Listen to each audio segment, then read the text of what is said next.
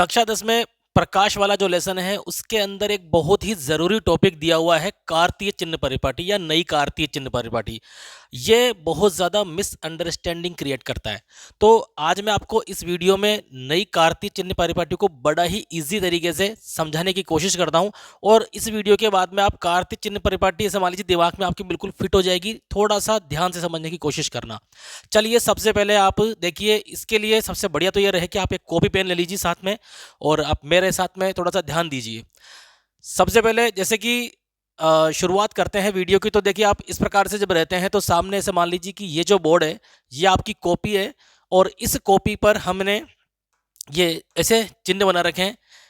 एक तीर का चिन्ह इधर है, एक तीर का चिन्ह इधर है, एक तीर का चिन्ह ऊपर है और एक तीर का चिन्ह नीचे है। ये जो पॉइंट है ये वाला, इसको आप पी भी ले सकते हैं या ओ भी ले सकते हैं। पी या ओ मैं इसलिए बोल रहा हूं कि देखिए आप इस बात को बिल्कुल ध्यान से समझ लीजिए कि कार्तीय चिन्ह परिपाटी चाहे मिरर हो यानी कि दर्पण हो और चाहे लेंस हो, दोनों में बिल्कुल सेम तरीके से काम करती है। बिल्कुल कहीं भी कोई भी अंतर नहीं है। कुछ शब्दों का अंतर हो सकता है, बाकी चिन्हों में कोई भी अंतर नहीं होता है। तो यहाँ पर हम ध्रुव को या ऑप्टिकल सेंटर को जो है मेन पॉइंट मानकर बात कर रहे हैं।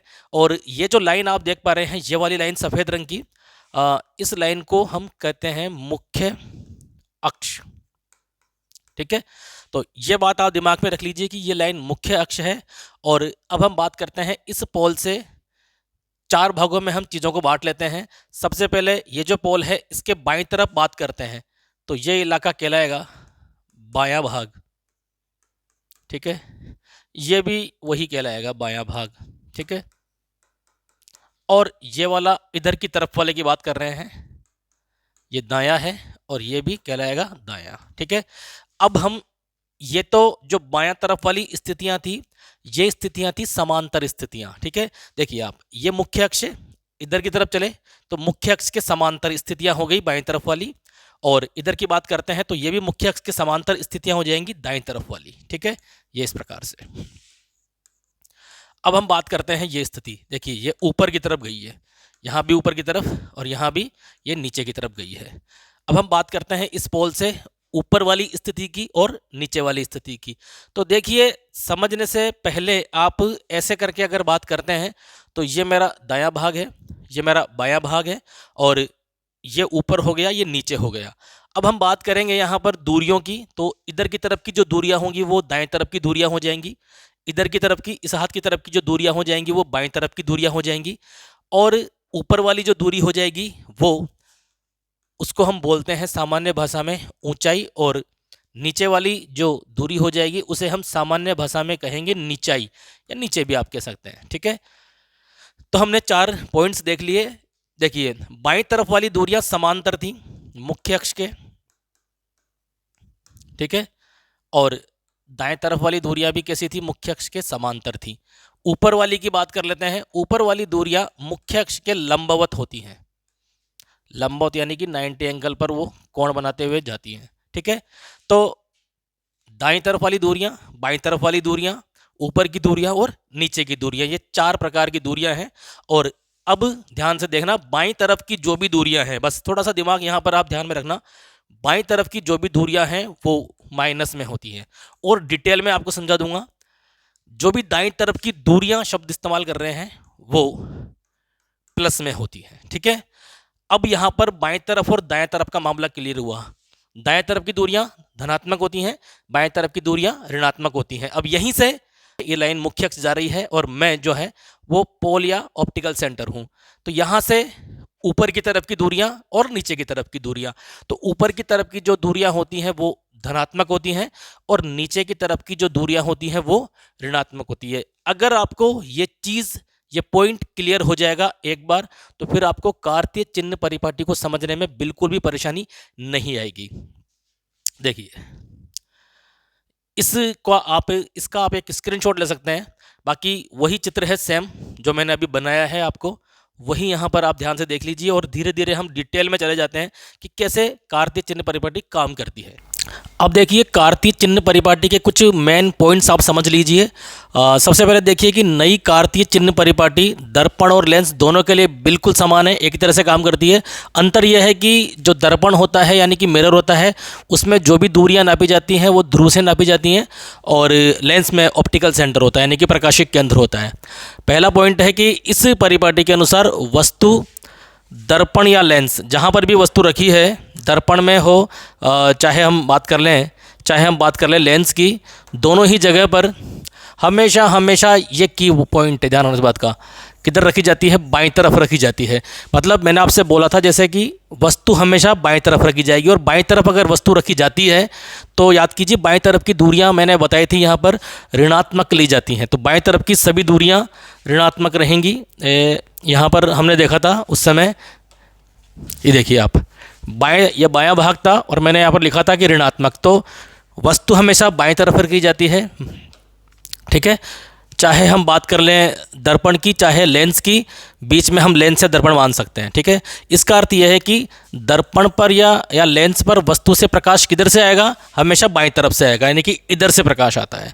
दूसरे पॉइंट की बात करते हैं कि मुख्य अक्ष के समांतर सभी दूरियां दर्पण के ध्रुव से मापी जाती हैं, यदि लेंस हो तो प्रकाशिक केंद्र से मापी जाती हैं। देखिए ये क्या कह रहा है, वही पॉइंट है सेम, मुख्य अक्ष के समांतर, ये लाइन मुख्य अक्ष है, इसके समांतर ये वाली इधर चलेंगे चाहे इधर चलेंगे, मुख्य अक्ष के समांतर इधर जाएंगे यानी कि बाएं तरफ जाएंगे या दाएं तरफ जाएंगे। तो मुख्य अक्ष के समांतर जितनी भी दूरियां नापी जाती हैं वो हमेशा दर्पण के ध्रुव से या ऑप्टिकल सेंटर से नापी जाती हैं। चलिए इसके बाद में तीसरे पॉइंट की बात करते हैं, ध्रुव, जो कि हम मूल बिंदु मान रहे हैं, क्योंकि यहाँ पर हमारे इसमें तो मिरर का ही दे रखा है, लेंस के बारे में तो दे रखा है कि लेंस में सारी कार्तीय चिन्ह परिपाटी मिरर के जैसे ही काम करती है। तो ध्रुव यानी कि मूल बिंदु के दाईं ओर मापी गई सभी दूरियां धनात्मक होती हैं, इधर की तरफ वाली, ठीक है, जबकि ध्रुव के बाईं ओर मापी गई सभी दूरियां ऋणात्मक होती है, इधर की तरफ वाली। इसके बाद कह रहा है कि मुख्य अक्ष जो है के लंबवत। अब देखिए ध्यान से, यहाँ पर हमने बायां और दाएं भाग की बात कर ली है, अब हम बात करते हैं ऊपर की तरफ वाले और नीचे की तरफ वाले। यहाँ पर एक बार हम उस पर आ जाते हैं वापस से। देखिए आप, ये हो गया, ये मुख्य अक्ष लाइन थी, ये हम ऊपर गए, ये लंबवत हो गया, ये नीचे आए तब भी लंबवत, तो लंबवत ऊपर की तरफ और लंबवत नीचे की तरफ। देखिए, तो मुख्य अक्ष के लंबवत ऊपर की तरफ मापी गई सभी दूरियां धनात्मक होती हैं, और मुख्य अक्ष के नीचे की तरफ, ठीक है, मापी गई सभी दूरियां, जिसको कि हम निचाई भी कह सकते हैं, ऊपर वाली दूरियों को ऊंचाई बोलते हैं, नीचे वाली को निचाई भी कह सकते हैं, कैसी होती है, ऋणात्मक होती है, ठीक है। तो दाएं तरफ की दूरियां धनात्मक है, बाएं तरफ की दूरियां ऋणात्मक है, ऊपर की तरफ की ऊंचाई बोल रहे हैं धनात्मक है, नीचे की तरफ की निचाई बोल रहे हैं ऋणात्मक है। अब ये चीज़ें आप नोट कर लेंगे, बहुत इंपॉर्टेंट है, आपको याद होगी वैसे तो, कि बिंब यानी कि वस्तु की दूरी, उसको हम व्यक्त करते हैं, उसको हम प्रदर्शित करते हैं यू से। ये जितनी भी दूरियां नापी जाती हैं ये नापी जाएंगी हमेशा या तो लेंस से और या फिर नापी जाएंगी किससे, दर्पण से। आपको पता है हम सारी दूरियां लेंस या दर्पण से ही नापते हैं, अगर लेंस है तो ऑप्टिकल सेंटर, दर्पण है तो आप ध्रुव ले लेंगे, ठीक है। उसके बाद बात करते हैं हम प्रतिबिंब की दूरी, ठीक है। देखिए, जब आपने बाएं तरफ वस्तु रखी है तो उसका प्रतिबिंब कहाँ पर बनेगा, उसका प्रतिबिंब या तो बनेगा नीचे की तरफ मुख्य अक्ष के नीचे, या बनेगा मुख्य अक्ष के ऊपर उधर सामने, या फिर इधर बनेगा, ठीक है, मुख्य अक्ष के नीचे। तो ये जो दूरी है इसको हम व्यक्त करते हैं v से, ये स्मॉल लिया जाता है। इसके बाद बात करते हैं बिंब की ऊंचाई की। जो बिंब की ऊंचाई है उसे h बोला जाता है, बिंब यानी कि वस्तु, और प्रतिबिंब, बिंब का जो प्रतिबिंब बनेगा उसकी ऊंचाई को हम व्यक्त करेंगे h डैश से, ठीक है।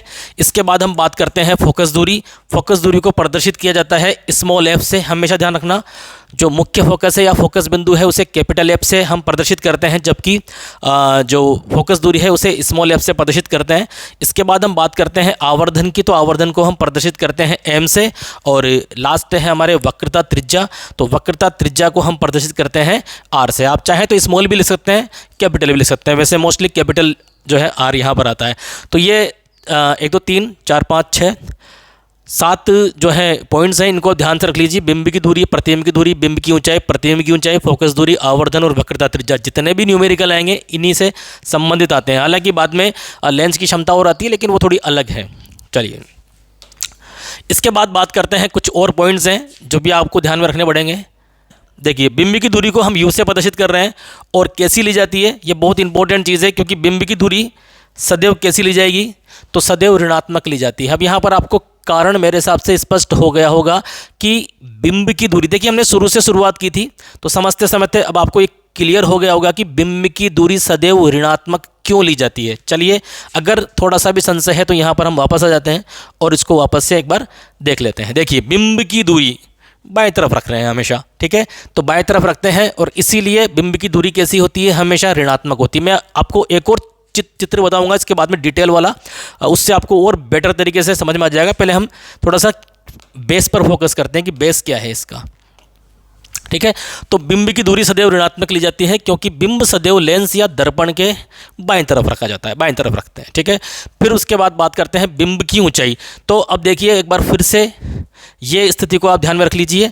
बिंब इधर रख रहे हैं और हमेशा रखते हैं मुख्य अक्ष के ऊपर, तो मुख्य अक्ष की दूरियां धनात्मक होती हैं, और बाएं तरफ रखते हैं तो वो बाएं तरफ की दूरियां ऋणात्मक होती है। तो बिंब की दूरी तो कैसी हो जाएगी, जो यू लेंगे हम वो तो हो जाएगी ऋणात्मक। लेकिन यहाँ पर बात कर रहे हैं बिंब की ऊंचाई जो कि होती है एच, वो कैसी ली जाती है, हमेशा धनात्मक।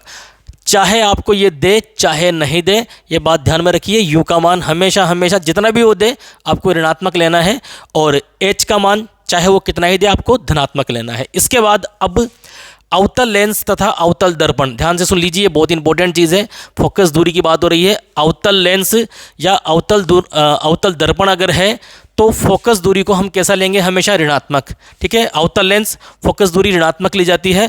और अगर हम बात करें उत्तल लेंस तथा उत्तल दर्पण के लिए तो हम फोकस दूरी को लेते हैं धनात्मक तरफ, ठीक है। इसके बाद अगला पॉइंट है, यदि प्रतिबिंब की दूरी V। अब देखिए हमने बिंब रख दिया, उसके बाद में प्रतिबिंब बनेगा। प्रतिबिंब कहाँ कहाँ पर बनेगा वो आपको बताता हूँ मैं इस एंगल से। देखिए हमने बिंब यहाँ रखा है इस जगह पर और मुख्य अक्ष के ऊपर रखा हुआ है, ठीक है। पहला बात कर सकते हैं हम, प्रतिबिंब बनेगा ये हमारा, मुझे आप मान लीजिए कि ये एंगल दर्पण है या लेंस है, तो प्रतिबिंब बन सकता है यहाँ पर इधर की तरफ, बन सकता है दाईं तरफ मुख्य अक्ष के ऊपर, या बन सकता है मुख्य अक्ष के नीचे, ठीक है। इसके अलावा वो प्रतिबिंब बाएं तरफ भी बन सकता है मुख्य अक्ष के नीचे, ठीक है। तो 3 जगह हो गई, और एक और जगह बन सकता है, ये वो है यहाँ पर जिधर वस्तु है उधर भी बन सकता है। तो चारों तरफ प्रतिबिंब बन सकता है, ठीक है। अब चारों तरफ प्रतिबिंब बनेगा तो हम कैसा लेंगे, तो देखिए बाईं तरफ 2 जगह होती है और दाएं तरफ भी 2 जगह होती है। बाएं तरफ होगी 2 जगह, बाएं तरफ 2 जगह कौन सी है, मुख्य अक्ष के ऊपर और मुख्य अक्ष के नीचे। दाएं तरफ भी 2 जगह है, मुख्य अक्ष के ऊपर और मुख्य अक्ष के नीचे। तो देखिए यदि प्रतिबिंब की दूरी V में ऋणात्मक चिन्ह आता है, ठीक है। अब ये मान लीजिए आपको कोई क्वेश्चन ऐसा दे दे, वो मान लीजिए आपको बोलता है कि -10 आ रहा है प्रतिबिंब की दूरी, तो इसका मतलब क्या हो जाएगा। तो हम जब पूरा सवाल कर लेंगे, पूरे आंकिक प्रश्न हम हल कर लेंगे, उसके बाद में हमारा जो भी आंसर आ रहा है उसको हम कैसे एनालाइज कर सकते हैं चिन्हों से, कि यदि प्रतिबिंब की दूरी ऋणात्मक आती है तो इसका मतलब यह है कि प्रतिबिंब लेंस या दर्पण के किधर की तरफ बन रहा है, बाईं तरफ बन रहा है, सॉरी, ठीक है। तो अगर माइनस का चिन्ह आ रहा है हमारे सवाल में तो इसका मतलब क्या हुआ, वो हमेशा बाईं तरफ बना। और यदि प्रतिबिंब की दूरी V में चिन्ह कैसा आ जाए हमारे पास में, धनात्मक अगर चिन्ह आता है तो इसका मतलब यह है दाएं तरफ बन रहा है। अब वो दाएं तरफ, देखिए बाएं तरफ भी 2 जगह बन सकता है, मुख्य अक्ष के ऊपर बन सकता है, मुख्य अक्ष के नीचे बन सकता है। दाएं तरफ भी 2 जगह बन सकता है, मुख्य अक्ष के ऊपर और मुख्य अक्ष के नीचे, ठीक है। इसके बाद में यदि प्रतिबिंब की ऊंचाई, अब बहुत ध्यान से समझना, यदि प्रतिबिंब की ऊंचाई H डैश कैसी आती है, धनात्मक अगर आती है। देखिए अब धनात्मक कब आएगी, यदि हमारा ये मुख्य अक्ष था लाइन सीधी की सीधी, तो अगर हमारा प्रतिबिंब मुख्य अक्ष के ऊपर बनेगा, चाहे वो बाएं तरफ बने इधर की तरफ, चाहे वो दाएं तरफ बने, ठीक है। तो हमेशा हमेशा ध्यान रखो प्रतिबिंब आभासी होगा, ठीक है। और प्रतिबिंब की ऊंचाई H डैश अगर ऋणात्मक आती है तो प्रतिबिंब वास्तविक होगा। यहाँ पर थोड़ा दिख रहा नहीं है, मैं लिखा हुआ है, मैं आपको एक बार वहाँ पर ले जाता हूँ दोबारा से। देखिए क्या कह रहे हैं कि प्रतिबिंब की ऊंचाई अगर हमारे पास में जो H डैश का मान आता है, H डैश का मान अगर धनात्मक आता है, H डैश का मान चाहे वो, अब देखिए H डैश इधर और इधर दोनों तरफ ही अगर धनात्मक आता है मान H डैश का, तो हमारा प्रतिबिंब आभासी है। और अगर H डैश का मान हमारे पास में ऋणात्मक आता है, H डैश का मान हमारे पास में जो भी आता है वो ऋणात्मक आता है, तो हमारा प्रतिबिंब वास्तविक है, ठीक है। और अगर आवर्धन प्लस में आता है, अभी और देखते हैं थोड़ा आगे, बहुत ध्यान से समझना, आपको कंप्लीट दिमाग में फिट हो जाएगा, फिर आपको परेशानी ही नहीं आएगी इसमें। चलिए इसके अगले वाला पॉइंट देख लेते हैं। आवर्धन पर आ जाते हैं हम, ठीक है। अब देखिए आवर्धन कैसे निकालेंगे, तो आवर्धन निकाला जाता है कि जो प्रतिबिंब की ऊंचाई है उसमें आप बिंब की ऊंचाई का भाग दे सकते हैं। इसके अलावा एक और तरकीब से निकाल सकते हैं कि जो प्रतिबिंब की दूरी है उसमें आप बिंब की दूरी का यानी कि वस्तु की दूरी का भाग दे सकते हैं। हालांकि दोनों को मिलाकर भी लिखते हैं। जब दोनों को मिलाकर लिखा जाता है तो यहाँ पर जो आवर्धन जब दोनों को मिलाकर लिखते हैं तो इस जगह पर चिन्ह हम थोड़ा सा माइनस का यूज़ करते हैं। दर्पण के लिए लेंस में सीधा का सीधा यूज़ करते हैं, ठीक है। वो इसलिए होता है क्योंकि लेंस सूत्र और दर्पण सूत्र दोनों में चिन्हों का ही फर्क होता है। चलिए यदि आवर्धन का मान कैसा आ जाए, अब देखिए ध्यान से, आपने पूरा सवाल कर लिया और आवर्धन आपके प्लस में आ रहा है। आंसर देते समय हमको ये पता होना चाहिए कि हमारा जो प्रतिबिंब बना है वो वास्तविक बना है या आभासी। सवाल में हमें ये पता नहीं चलता। तो आवर्धन अगर आपसे पूछता है, नहीं भी पूछता है तो मैंने आपको पहले बता दिया, और अगर आपसे फाइनल आवर्धन पूछ लेता है उसके बाद की बात हो रही है। तो देखिए आवर्धन में अगर आपके धनात्मक चिन्ह आता है तो प्रतिबिंब आभासी है और आभासी प्रतिबिंब सीधे होते हैं, ठीक है। यदि आवर्धन का मान कैसा आ जाए, ऋणात्मक आ जाए, तो प्रतिबिंब कैसा हो जाएगा, वास्तविक हो जाएगा। और वास्तविक प्रतिबिंब आप जानते हैं उल्टे होते हैं, ठीक है। चलिए अब ये तो फिक्स हो गया। इसके बाद बात करते हैं यदि आवर्धन का मान 1 से अधिक आता है। मान लीजिए आपको दे रखी है वस्तु यानी कि बिंब की ऊंचाई और आपको दे रखी है प्रतिबिंब की ऊंचाई, दोनों में से आपसे रेशो पूछ लेता है। तो अगर आवर्धन का मान हमारे पास में, क्योंकि हम निकालेंगे भी इसी चीज़ से h' करके, तो यदि आवर्धन का मान हमारे पास में 1 से अधिक आता है तो प्रतिबिंब की ऊंचाई बिंब यानी कि वस्तु की ऊंचाई से कैसी है, ज़्यादा है। तभी जाकर याद रखना हमेशा आवर्धन का मान 1 से अधिक तब आएगा जब प्रतिबिंब बड़ा होगा और बिंब छोटा होगा। दूसरी स्थिति की बात करते हैं, यदि आवर्धन का मान 1 से कम आता है। अब देखिए 1 से कम आएगा, कब आएगा 1 से कम, जब आपका बिंब बड़ा होगा और प्रतिबिंब छोटा होगा। तो इसका मतलब क्या हुआ कि यदि आवर्धन का मान 1 से कम आता है तो प्रतिबिंब की ऊंचाई बिंब यानी कि वस्तु की ऊंचाई से कैसी है, कम है, अर्थात प्रतिबिंब बिंब की तुलना में कैसा है, छोटा है। और अगर आवर्धन का मान कितना आ जाए, 1 अगर आता है, तो दोनों के मान यानी कि प्रतिबिंब की ऊंचाई और बिंब की ऊंचाई दोनों के मान बिल्कुल बराबर हैं, ठीक है। तो ये कुछ पॉइंट्स थे कार्तीय चिन्ह परिपाटी के। अब एक चित्र हम ले लेते हैं और उससे फाइनल कर लेते हैं कि कैसे होगा। अब आप इस चित्र पर फोकस कर लीजिए, यहाँ से आपको कंप्लीट पूरा डाटा क्लियर हो जाएगा। देखिए यहाँ तक लाने का उद्देश्य यही था कि आपको पूरी तरह से कार्तीय चिन्ह परिपाटी एकदम कंप्लीट समझ में आ जाए, ठीक है। देखिए थोड़ा सा एक बार इसको देख लेते हैं जरा सा पहले। देखिए वही चित्र है, ये जो लाइन है ना बीच की, इसको आपको दर्पण या लेंस मानकर चलना पड़ेगा। यहाँ पर फोकस दूरी, ये फोकस दूरी मैं दूर हट जाता हूँ, एक बार इसका स्क्रीनशॉट ले सकते हैं। थोड़ा सा HD क्वालिटी में करके आप इसका स्क्रीनशॉट ले लीजिए, ठीक है। दूरी दाएं तरफ, दूरी बाएं तरफ, ये देखिए ऊंचाई ऊपर की तरफ धनात्मक है, दूरी दाएं तरफ धनात्मक है, ठीक है। इसके बाद देखिए दूरी दाएं तरफ अगर है धनात्मक है, लेकिन फिर यहाँ पर ऊंचाई अगर आ गई तो वो ऋणात्मक हो जाएगी नीचे की तरफ, ठीक है। यहीं पर आप देख लीजिए ऊंचाई नीचे की तरफ है तो ऋणात्मक है। इसके बाद में दूरी की बात कर लेते हैं, तो दूरी अगर बाएं तरफ है तो ऋणात्मक है, ठीक है। यहाँ पर उसके बाद इधर देखते हैं ध्यान से, तो ऊंचाई अगर ऊपर की तरफ है तो धनात्मक है, लेकिन दूरी अगर है बाएं तरफ तो वो ऋणात्मक है। यहाँ पर ये जो मिसअंडरस्टैंडिंग है उसी को मैंने क्लियर करने की कोशिश की है, थोड़ा सा ध्यान से और समझ लीजिए। फाइनल है, ये जो बीच की लाइन है ये या तो दर्पण मान सकते हैं या फिर हम इसको लेंस मान सकते हैं, जो भी है। यहाँ पर मैंने P लिखा हुआ है, आप वो भी मान सकते हैं, कुछ भी मान सकते हैं, ठीक है। चलिए अब देखते हैं। सबसे पहले यहाँ पर हम बिंब की बात करते हैं। बिंब की दूरी U सदैव कैसी ली जाएगी, ऋणात्मक ली जाएगी, क्योंकि बिंब हमेशा जो हमारा ये पोल है या जो भी हमारा दर्पण है, मिरर है, कुछ भी है, उसके बाएं तरफ रखा जाता है, ठीक है। तो ये हो गई बिंब की जो दूरी है, U हमेशा ऋणात्मक रहेगी, ठीक है। तो U हमेशा कैसा रहेगा, ऋणात्मक हो गया। अब बात करते हैं बिंब की ऊंचाई। तो बिंब की ऊंचाई को हम h बोलते हैं, जो कि सदैव कैसी है, धनात्मक, यानी कि h हम सदैव कैसा लेंगे, धनात्मक। क्यों ले रहे हैं, क्योंकि हमेशा जो वस्तु है वो मुख्य अक्ष, ये जो लाइन है हमारी मुख्य अक्ष, इसके ऊपर रखा जाता है। चलिए इसके बाद अब बात करते हैं कि ये जो हमने बिंब लिया था इसका प्रतिबिंब कहाँ कहाँ पर बनेगा। देखिए तो प्रतिबिंब, ये जो लाइन हमने मानी थी इसके इधर वाला भाग दायां था, तो देखिए यहाँ पर प्रतिबिंब की दूरी, जब हम दूरी की बात करेंगे ना, प्रतिबिंब की दूरी, तो दूरी को बोलते हैं V। यहाँ पर अगर बनेगा किधर की तरफ बनेगा, दाएं तरफ, तो उसको लिया जाएगा धनात्मक, ठीक है। फिर हम नीचे भी ले लें, लेकिन नीचे भी क्योंकि ये स्थिति इधर है तो ये दाएं तरफ ही कहलाएगा। तो नीचे भी जो v का मान होगा वो कैसा हो जाएगा, धनात्मक। ऊपर और नीचे से दूरियों में फर्क नहीं पड़ता है, ऊपर और नीचे से सिर्फ और सिर्फ जो वस्तु की ऊंचाई है उसमें और वस्तु की निचाई है उसमें फर्क पड़ता है। ठीक है, चलिए, तो ऊपर हो चाहे नीचे हो, दाएं तरफ की दूरियां जो भी होंगी वो धनात्मक रहती है। ठीक है, अब हम बात करते हैं यहाँ पर प्रतिबिंब की दूरी। अगर हमारा प्रतिबिंब बाएं तरफ बनता है तो देखिए यहाँ पर लिखा हुआ है प्रतिबिंब की दूरी v कैसी हो जाएगी, ऋणात्मक। तो अगर हमारा प्रतिबिंब बाएं तरफ बनता है तो प्रतिबिंब की दूरी ऋणात्मक हो जाएगी, और अगर हमारा प्रतिबिंब यहाँ पर बनता है इस जगह, तो यहाँ पर भी v का मान कैसा हो जाएगा, ऋणात्मक ही हो जाएगा। तो हमेशा ध्यान रखो, चाहे वो मुख्य अक्ष के ऊपर हो चाहे मुख्य अक्ष के नीचे हो, अगर हम दूरियों की बात करते हैं तो वो दो ही स्थितियाँ कहलाती हैं, दाएं तरफ होगा धनात्मक, बाएं तरफ होगा ऋणात्मक। अब हम बात करते हैं ऊंचाई की। ठीक है, तो जो हमने बिंब रखा था उसको तो हमने प्लस में लिया था। अब बात करते हैं कि उसका प्रतिबिंब जो बनेगा वो कहाँ कहाँ पर बनेगा और उसके लिए हम कौन कौन से चिन्हों का यूज करेंगे। तो देखिए, अगर हमारा प्रतिबिंब, अब देखिए इस लाइन पे फोकस कीजिए, पूरी लाइन मुख्य अक्ष, इसके ऊपर और इसके नीचे। ठीक है, तो देखिए अगर हमारा प्रतिबिंब बनता है मुख्य अक्ष के ऊपर, चाहे वो इधर बने चाहे इधर बने, ठीक है, इधर बनेगा तो एच डैश का मान कैसा हो जाएगा, हमेशा धनात्मक लिया जाएगा। इधर भी अगर बनता है, ठीक है, तब भी हम एच डैश का मान कैसा लेंगे,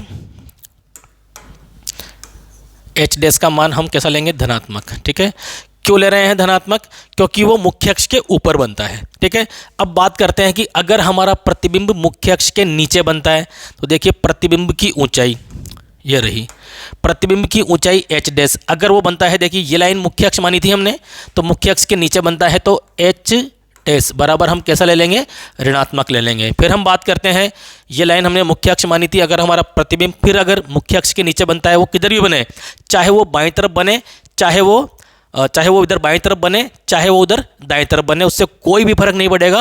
फर्क सिर्फ तब पड़ता है जब हम दूरियों की बात करते हैं, तो बाएं तरफ की दूरियां ऋणात्मक है, दाएं तरफ की दूरियां धनात्मक है, ऊंचाई में थोड़ा सा चेंज हो जाता है। ठीक है, तो प्रतिबिंब की ऊंचाई अगर वो मुख्य अक्ष के नीचे बनता है तो हम एच डैश बराबर कैसा ले लेंगे, फिर ऋणात्मक ले लेंगे हमेशा। तो ये है। अब इसके बाद बात करते हैं फोकस दूरी की। तो देखिए, अगर फोकस दूरी आप बाएं तरफ लेंगे तो ऋणात्मक लेंगे। अभी मैंने बताया था आपको, अवतल लेंस अवतल दर्पण के लिए फोकस दूरी ऋणात्मक ली जाती है और उत्तल लेंस और उत्तल दर्पण के लिए फोकस दूरी धनात्मक ली जाती है। तो अगर फोकस दूरी इधर की तरफ वाली है तो धनात्मक ली जाएगी। हाँ, मैं पीछे हट जाता हूँ, इसका आप एक स्क्रीनशॉट ले सकते हैं, ये शायद बुक में भी दिया हुआ है। इस प्रकार का डिटेल तो नहीं है पूरा, लेकिन वहाँ पर दिया हुआ है। तो आप इससे बड़ी आसानी से कार्तीय चिन्ह परिपाटी को समझ सकते हैं। स्क्रीनशॉट ले लीजिए आप इसका एक अच्छी तरह से, और फिर आप इसको ध्यान से समझ सकते हैं। तो ये थी कार्तीय चिन्ह परिपाटी। अब ये कहाँ पर काम आने वाली है, देखिए जब आप इस लेसन के, प्रकाश वाला जो लेसन है, इसके आप न्यूमेरिकल करेंगे, यानी कि आंकिक प्रश्न करेंगे, तो आपको हर प्रश्न के अंदर ये परेशान करेगी, क्योंकि कई बार आपको वहाँ पर कुछ भी चिन्ह नहीं दिया हुआ होगा, सिर्फ आपको बोल देंगे फोकस दूरी इतनी है, बिंब की दूरी इतनी है, या कभी प्रतिबिंब की दूरी देकर बिंब की दूरी पूछ ले तो और परेशानी आ जाती है। कई बार ऊंचाई दे देगा आपको, प्रतिबिंब की ऊंचाई दे देगा, वस्तु की ऊंचाई भी दे सकता है आपको, है ना। तो ऐसे कई चीज़ों में आपको फिर दिमाग खराब हो जाएगा पूरी तरह से कि करना क्या है। तो उस स्थिति में आपके कार्तीय चिन्ह परिपाटी अगर आपको आती है तो बहुत हेल्प करेगी। और देखिए, ये चीज़ हमेशा ध्यान रखो कि शायद एक क्वेश्चन भी दिया हुआ है कि किसी दर्पण द्वारा उत्पन्न आवर्धन का मान अगर +1 है तो इसका मतलब क्या है। ठीक है, तो उत्पन्न आवर्धन का मान अगर +1 है तो यहाँ पर हमें बहुत ध्यान में रखना पड़ेगा कि आवर्धन का मान 1 आया, इसका मतलब वस्तु का आकार और प्रतिबिंब का आकार तो बराबर है, प्लस आया तो इसका मतलब वो प्रतिबिंब आभासी है और सीधा है। तो ये चीज़ें हमें समझनी पड़ेगी। बाकी आप इस वीडियो में रिवर्स करके हर चीज़ मैंने डिटेल में समझा दी है, वहाँ पर आप जाकर देख सकते हैं और कार्तीय चिन्ह परिपाटी को दोबारा से बहुत ही अच्छी तरह से ध्यान से समझ सकते हैं।